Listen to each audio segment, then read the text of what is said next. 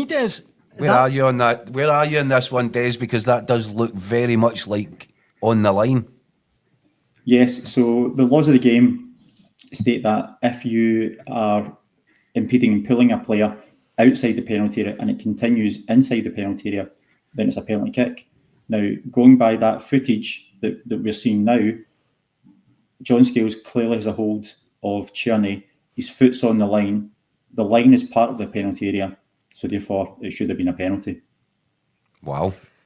So you think Rangers... So wait a minute, Des, right? We've just sat here and said, brilliant, well done, John Beaton and your team. I'm saying absolutely brilliant, terrific. And you're telling me they've missed a stick-on penalty kick? Unfortunately, yes.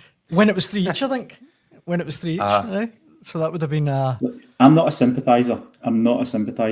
But you've got to go by fact. And going by that, the factual letter of the law is that's a penalty kick. Is it also a red card then?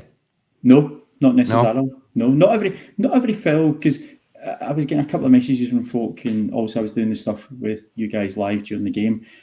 Not every foul happens to be a yellow card. You do have contact. It's a physical game. You are allowed to make a foul. In that moment in time, I think John Scales got away with one. I don't understand why it wasn't. Liam Scales. John Scales, that was Tottenham and Liverpool, wasn't it?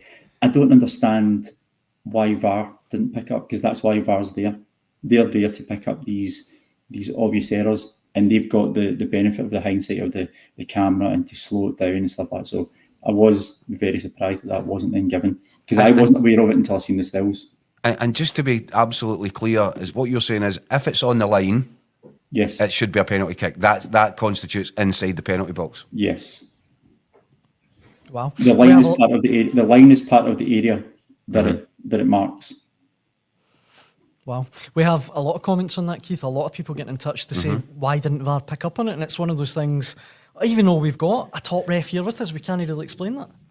Do you know, I'll be honest, I thought from looking at the replays that it happens just outside the penalty box. I thought that too. And he comes down just outside the penalty box. I mean, it's inches, but that's what my eyes told me when I was watching it. That's what I thought, but then see the graphs. I thought it was the right decision. I did too, to be fair. But then you listen to Des. And listen to Des and looking at the pictures, that could be a potential problem for... it was Alan Muir was in charge of VAR. Yes, Alan Muir was there. And Alan's vastly experienced. I mean, he just came off the top flight last season, and that's why I thought it was a great appointment for Alan to be there to support John. Because I thought John, on the pitch, John had a magnificent game. There was nothing, as I said to you earlier, he managed the game within the game. All cautions were stick-ons. Like you guys, when I first seen it, I didn't think it was a penalty, but it was only when I was showing the stills, I thought, do you know what, that one wasn't right. There's a comment there from AJSC watching live on YouTube. Scales isn't touching Tierney in that image, still need video. So like, there's plenty of comments in there, Keith. One thing that's for sure is that nothing's sure. I mean, we can't really call it either way. Yeah, and do you know, for that reason, it's very difficult to come down like a ton of bricks on either the match referee, who's got no chance. I mean, if we're having to go through this conversation and look at, from a dozen different angles and all that, he's got no chance.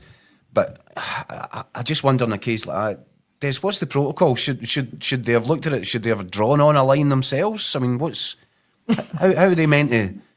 The line's pretty obvious because it's a big white one and it's on the edge of the 18-yard box. Yeah, I don't think you need the lines drawn there. I think what you need to do is you need to get John across. Certainly if it was me, I would ask the referee to come across and say, look, I'm unsure about this. You might need to look at it. If John didn't want to take it on a review, absolutely fine. No problem at all. But I think it's your duty as a VAR, when you've got that technology and you're looking at it thinking there's a wee bit of seed of doubt in there. And it was certainly a seed of doubt as soon as I seen it. So at the time, not a problem at all. Got on with it. I think 99.9% of the population were agreeing with us, both Celtic and Rangers fans. But when you see that, then that's when the question comes. Well, that's a bit of a black mark against the the referee and his helpers then. Because I was looking at it, Des, going, I think he's done really well.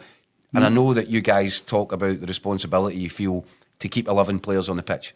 And that is, something that, that referees hope to achieve, especially in the bigger games. I think he's done really well in the way that yes, there was a lot of bookings, but I thought he managed it really well. And it was quite a tousy old affair. I mean, there was two teams rattling into each other. There was a lot of tackles. I thought the pitch was awful as well. Pitch wasn't good. So in that respect, I thought we'd be having a quite a kind of comfy conversation here about, well done, everybody, because that it could have been a game like that could have been easy to get away from John Beaton. Mm-hmm. Some referees, Des, I think, might agree with me.